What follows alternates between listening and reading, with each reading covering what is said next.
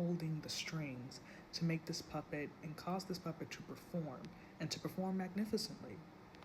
Harmful spirits maneuver themselves in the exact same way. When we see someone, specifically as mukbangs are on the rise, I'm going to use this as an example, when we see people consuming copious amounts of food on their platform.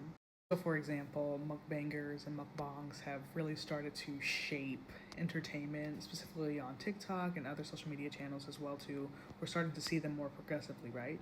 Oftentimes, as I've seen through comments, people will label them, these mukbangers, as gluttonous, or they have a gluttonous spirit.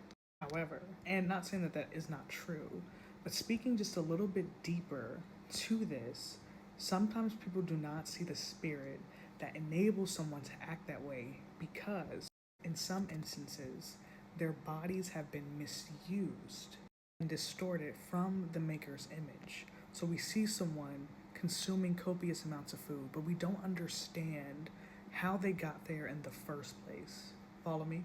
There is a hole the harmful spirit is acting and operating through that is making someone. We may think that the food that someone eats in copious amounts is filling this hole, but there's a spiritual side to that that makes it want to fill this hole even further. The root of many issues, not just talking about mukbangers, but everything from substance abuse to sleeping with multiple people to doing all these different things that we think is going to fill us, but truly never will. The root of most issues lie in these holes where we are, instead of filling ourselves with what we truly need, and that is the Holy Spirit.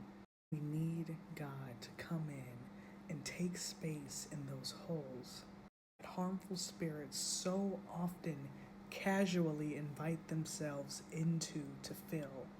What I have found too is that sometimes these spirits, they don't even ask for permission. They just come in through our idleness at their leisure. Crazy, right? Speaking of idleness, sometimes our own carnality gives way to aimlessly steward things that have no need to be in our life at all.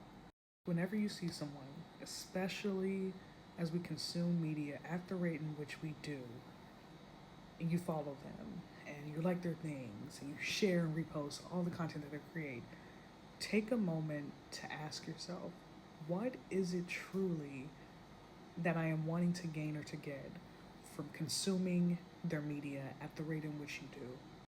Sometimes people carry idols, and in turn, we submit ourselves to them. So just take a moment to take a pause, audit, and take a look at the people that you're following. If only you knew who you were idolizing.